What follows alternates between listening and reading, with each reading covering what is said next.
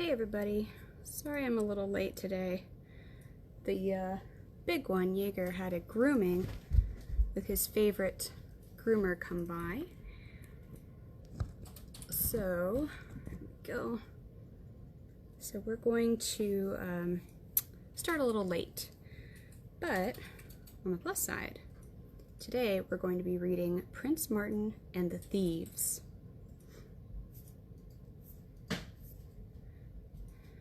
And that's by Hale.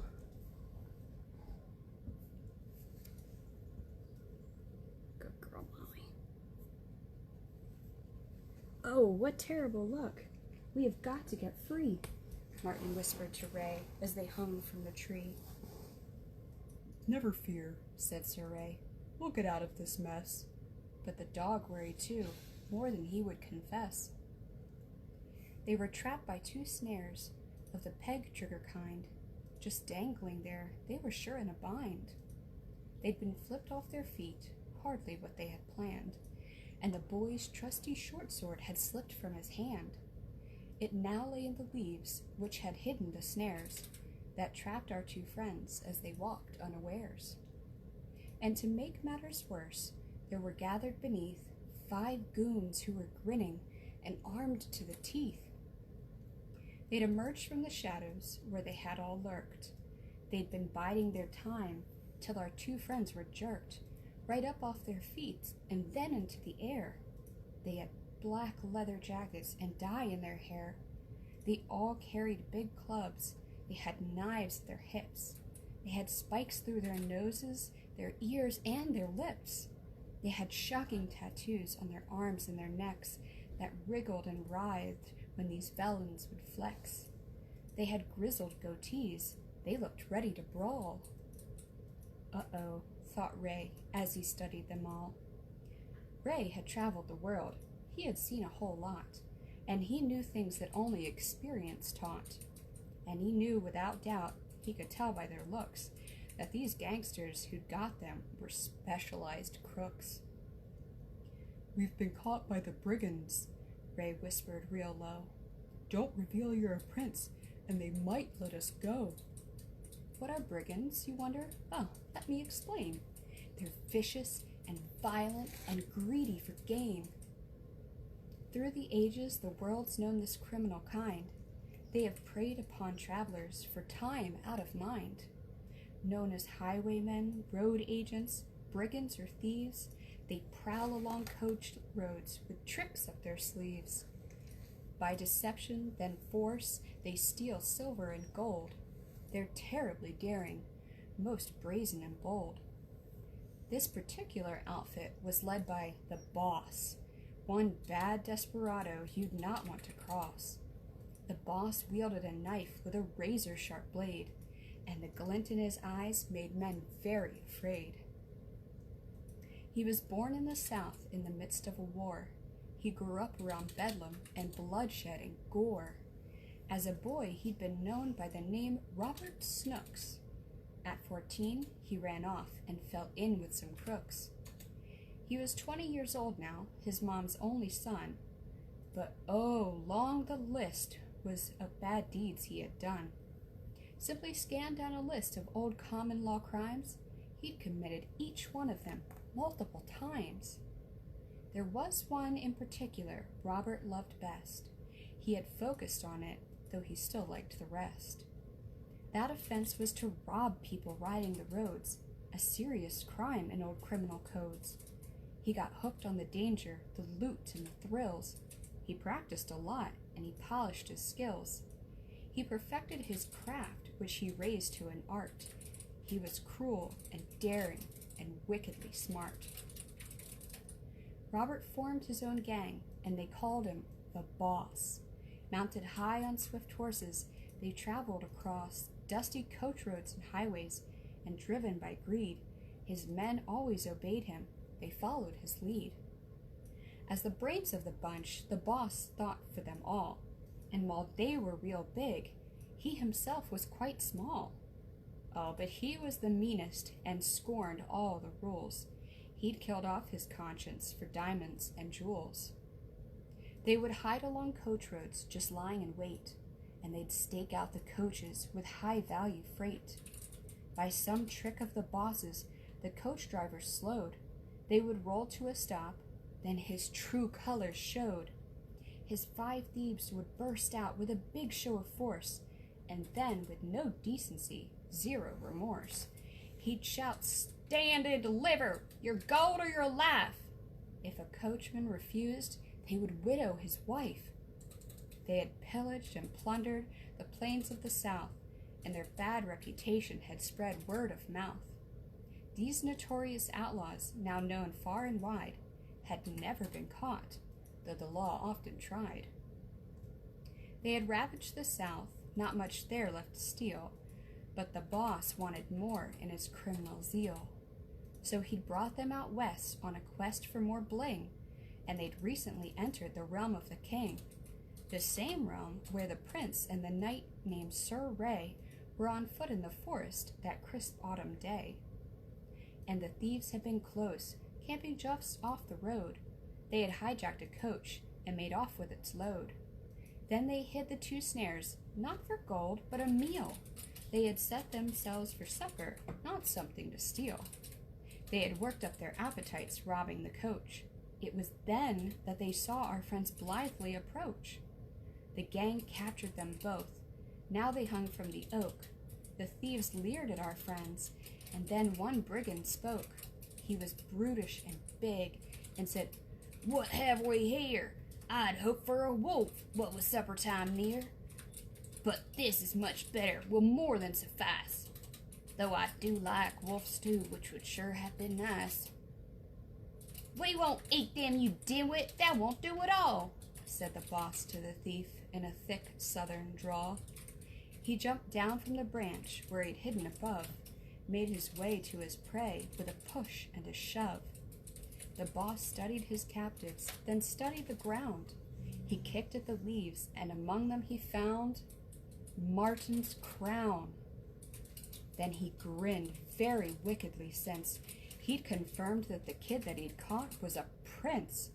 Yes, the crown had dropped too, right along with the blade, when they triggered those traps that these outlaws had laid.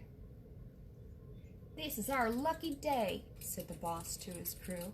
"Mark my words, we'll be richer when this week is through, because dangling up there is the son of a king. Have you any idea the ransom he'll bring? We'll compose a quick note to this king that will say, 'If you want your kid back, then get ready to pay. Send a chest full of gold for your prince that we've got, and we'll throw in the mud just to sweeten the pot.'" His thieves nodded and grinned. They were not very bright. Then the boss said, "It's settled. Who knows how to write?" Then they hemmed and they hawed and they studied their feet. They were pretty embarrassed, did not want to meet the pale eyes of the boss, who, though not very tall, had a terrible temper, well known to them all. He dramatically sighed. To the prince he declared, "I've got nothing to work with here, not that you cared. I'll just do it myself, maybe write it in blood." And the glint of his eyes made the prince's heart thud. Then raged at the boss, who just started. Then he viciously struck the bulldog with his staff. The young prince and Sir Ray, they were sure in a mess. Could they somehow escape? It was anyone's guess. Now you want to discover the fate of our friends, but beginnings must come before jumping to ends.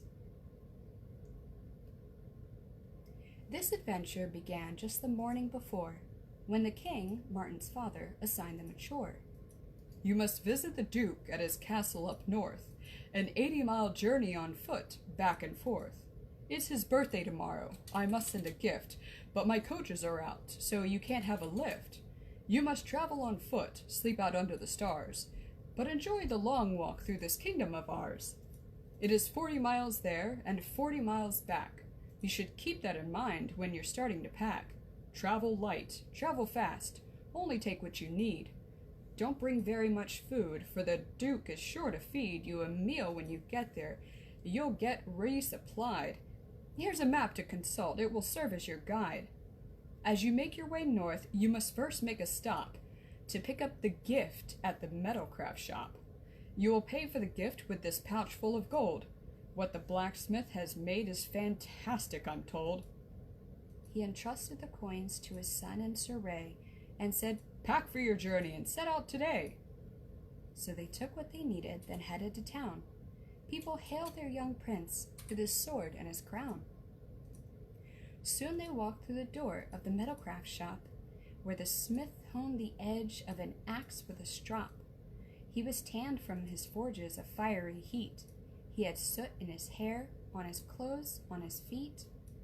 Martin said, "We have come on behalf of the king," as he pulled out the pouch and he loosened the string. It held 16 gold coins, the agreed-upon price. Not one more, not one less, for the king was precise. And the blacksmith declared, "You must be here for this," as he gave the big axe an affectionate kiss. He could also make horseshoes and wagon wheel spokes, which he perfectly fashioned with powerful strokes. But the blacksmith believed making these was a chore. What he really loved making were weapons of war.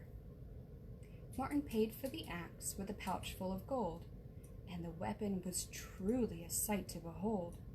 With a leather-wrapped grip and a head made of steel, the mere sight of this axe would make enemies reel. "How's the sword?"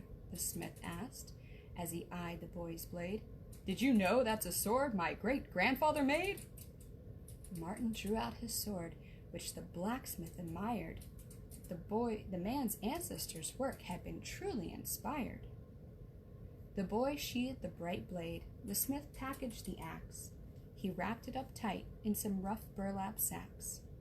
It was worth a small fortune, so well was it made. Surely worth every ounce of the gold the king paid. The smith promised the axe wouldn't falter or fail. Then he showed them another just like it for sale. Martin picked up the axe. It felt good in his hands. Anyone who's held one himself understands, for there's nothing quite like the rich smell and the feel of a battle axe fashioned from leather and steel. But the boy had no gold of his own to disperse. He would stick with his short sword, for better or worse. "But that axe's appeal is sure hard to ignore," Martin whispered to Ray as they walked out the door.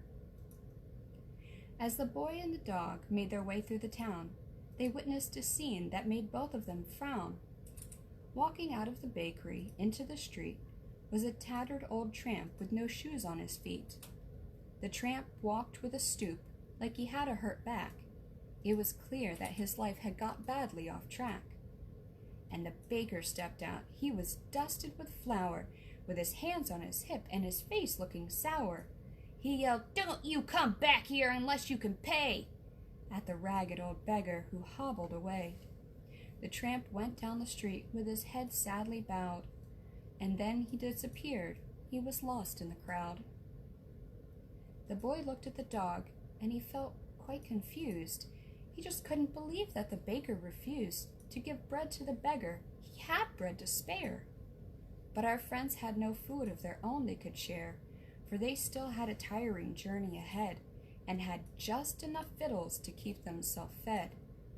And the baker did nothing to justify force. The choice and the bread were the baker's, of course. And the boy had no money with which he could buy some fresh bread for the beggar, who'd just have to try to keep scrounging around in his search for a meal. But it didn't seem right. He continued to feel that he should have done something to ease the tramp's plight, but the beggar was gone now. He'd slipped out of sight. Martin shook his head sadly and looked at Sir Ray. They had many more miles to travel that day. They continued their journey and stayed on the road that led 40 miles to the Duke's grand abode. For a while as they walked, that event seemed to loom in the traveler's mind, and it filled them with gloom. But they hiked through a forest of towering trees, and the walk and the weather relieved their unease. For there's nothing quite like a long walk in the fall, with the leaves changing colors, the crisp air and all. And to walk with a friend, that's the very best way to travel about and keep sadness at bay. Our two friends had first met barely 3 weeks ago, before in a fight with some hogs who were bad to the core. Ray had needed some help. Martin came to his aid, and this is the stuff of which friendship is made. The young prince showed true grit when he conquered his fear. He and Ray fought the hogs, and they saved a young deer. They decisively won, not some stalemate or tie, but they suffered a lot, and Sir Ray lost an eye. Martin carried Ray home. It was quite an ordeal, but a friendship is forged that was stronger than steel.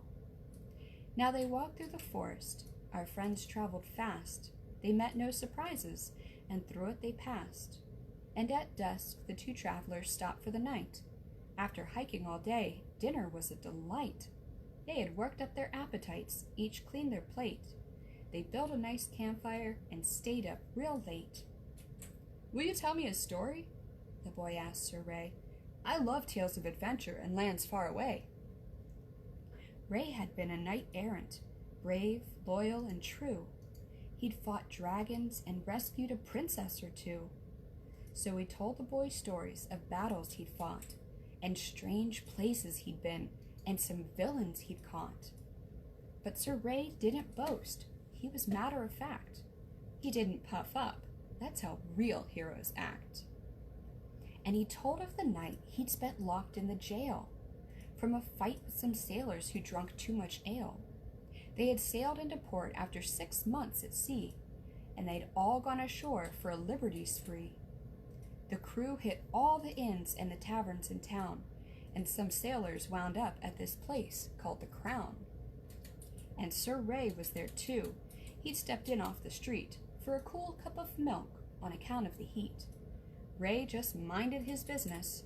The sailors were plowed. They were very obnoxious, offensive, and loud. Then one pinched a poor barmaid. Ray saw it happen, so he intervened.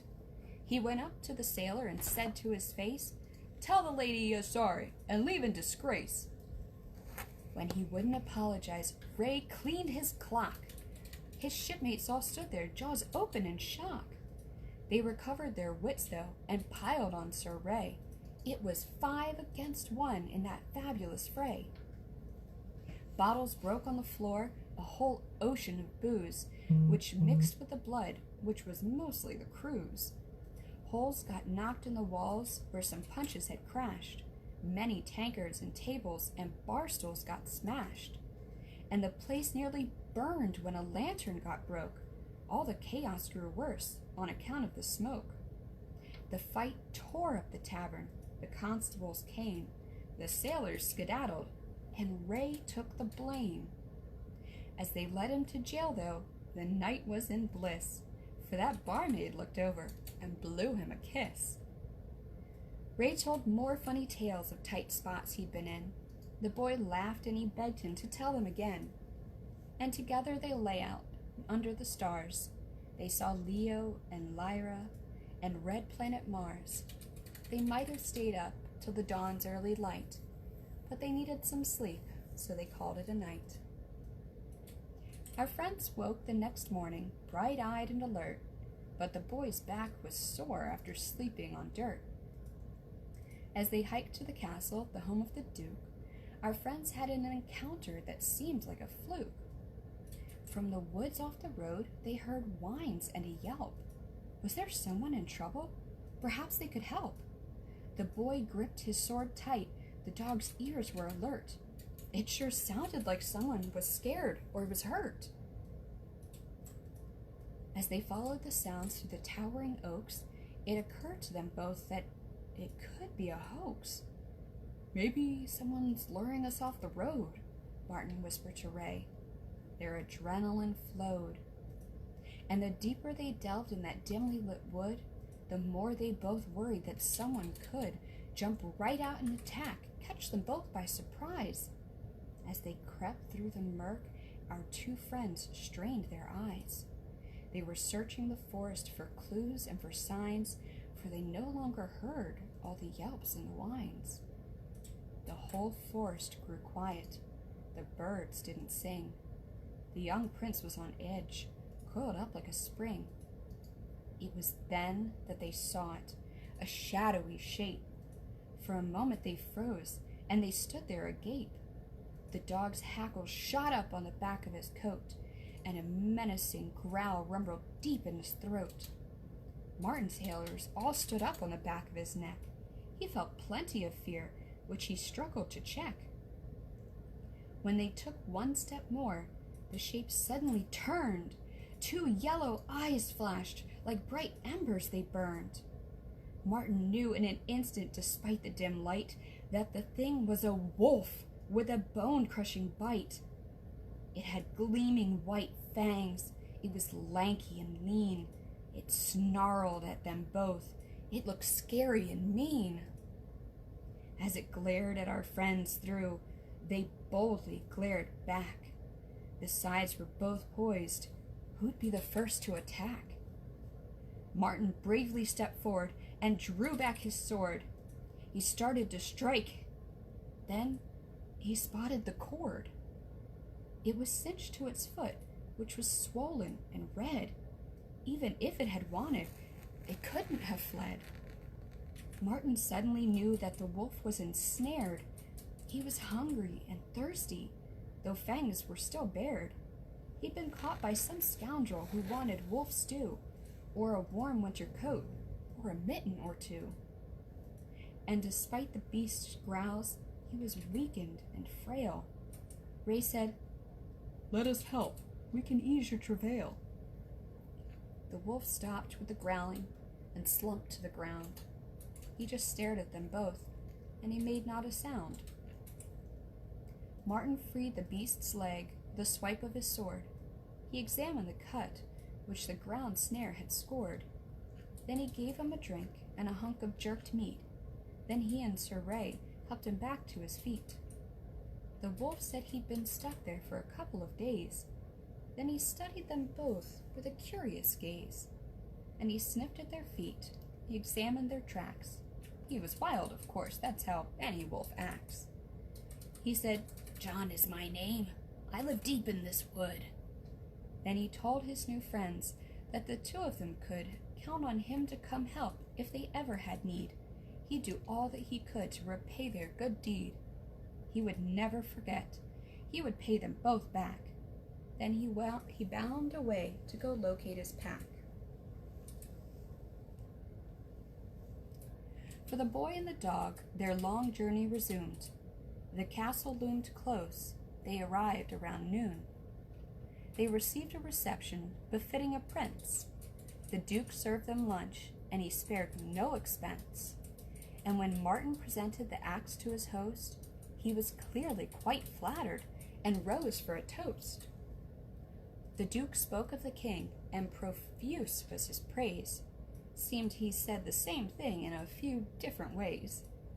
And accustomed to speech of a very courtly style, the Duke talked, and he talked for a very long while. When his flowery speech at last came to an end, Ray had fallen asleep sitting next to his friend. The prince jostled the knight, whispered, "We ought to leave. If we hurry, we'll make it halfway, I believe." Ray awoke from his slumber. He stretched with a yawn. That felt pretty good. But you're right. Let's move on.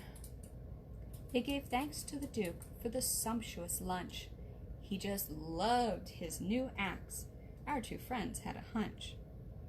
When the Duke said, "Beware as you make your way back. You must be on your guard against sudden attack. For in stalking our roads, they've been hijacking coaches and lightening loads. They attacked my own wagon. My driver got rolled. They took off with my chest that was brimming with gold." He explained he'd just harvested all of his grain. It had been a good crop on account of the rain.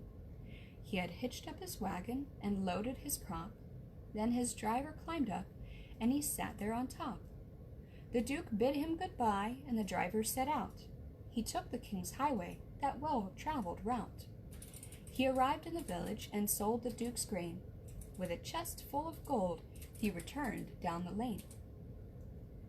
Driving back to the Duke's down that dusty old road, something odd caught his eye, so the Duke's driver slowed. What was that in the road? The Duke's driver drew near. He got out of the wagon, for it would appear that someone lay hurt. It looked like a boy. He ran to assist him. But it was a ploy. It was really a man who was not hurt at all. He just looked like a boy. He was beardless and small. The man wickedly grinned. Then he pulled out a knife. He said, "Stand and deliver, your gold or your life." And then 5 other thieves appeared, bearded and big, and together these highwaymen stole the Duke's rig. They got off with his gold. How would he pay his bills? His tastes were expensive, all ruffles and frills. And his driver had barely escaped with his life. The Duke said attacks just like this had been rife. Thus the Duke warned our friends with this frightening tale. After hearing the story, young Martin went pale. But he reached for his sword, which he'd recently won. It had once been the king's, now belonged to the son. "We'll keep watch from those brigands," the brave boy declared. "They're not going to find Ray and me unprepared." As our friends traveled home, they were feeling on edge. They imagined thieves lurking behind every hedge. But then, after they'd spent the day walking in peace, their fears and their worries began to decrease. The road led to the forest and took them inside, where the trees were quite dense, lots of places to hide. And they walked a long way in that dimly lit wood. They wanted to make it as far as they could. Then they got to a spot where the trees were most dense, and Ray's hackles shot up, and he said to the prince, "Something doesn't look right. I don't like this a bit. The birds have gone silent. The squirrels have split." When they took one step more, it was then the snares sprung. They flew up in the air where they dangled and hung. For the leaves had well hidden 2 snares from their view, and behind the tall trees there were thieves hidden too.